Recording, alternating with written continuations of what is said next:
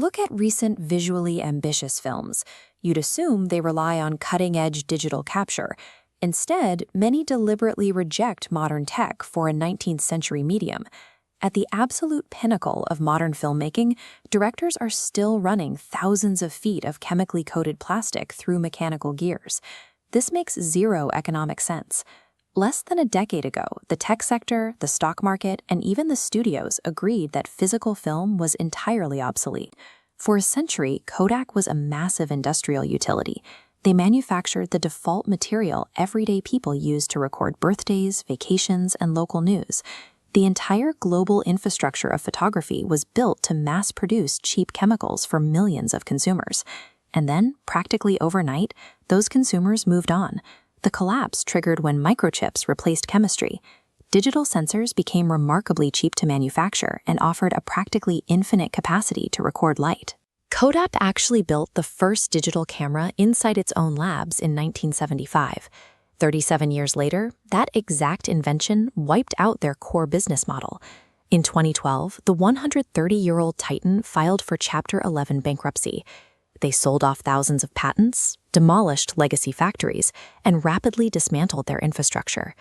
This chart shows the economic trap of physical film.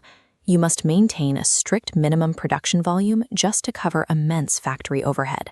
As demand crashes below that minimum viable threshold, a factory cannot simply scale down. The economics dictate a total shutdown. By 2014, sales had plummeted 96%. The industry had hit a structural dead end. The physical medium of cinema faced permanent extinction within months. In 2014, a small faction of directors in Los Angeles realized the chemical plants in Rochester, New York were about to go dark forever. They viewed the loss of celluloid as an unacceptable erasure of a distinct artistic tool. Director Christopher Nolan became the highly vocal centerpiece of an organized, industry-wide resistance. He was quickly joined by directors like Quentin Tarantino, J.J. Abrams, and Judd Apatow. They knew Kodak lacked the capital to save itself, so they targeted the entities with actual leverage, the major studios, Warner Bros., Disney, Paramount, and Universal. The Hollywood directors forced an entirely unusual agreement. They pressured the studios into signing legally binding contracts, committing them to purchase millions of feet of Kodak film every single year, regardless of whether they had movies actively shooting on it. They engineered a private cultural bailout. By guaranteeing a baseline of revenue, these filmmakers artificially propped up the demand curve, keeping Kodak's machines running against all conventional market logic. So why go to such incredible extreme lengths exactly? Digital cameras capture light with pristine accuracy, and storing data costs a fraction of developing chemical negatives. The answer lies in an economic concept called the paradox of obsolescence.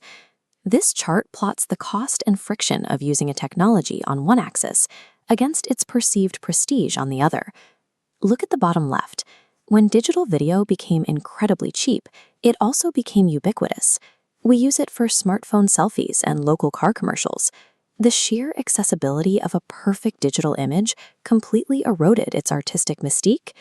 Now track what happens to physical film. Its technical flaws, the visible grain, the unpredictable color shifts, the physical vulnerability, inverted. These weaknesses became markers of authentic craftsmanship.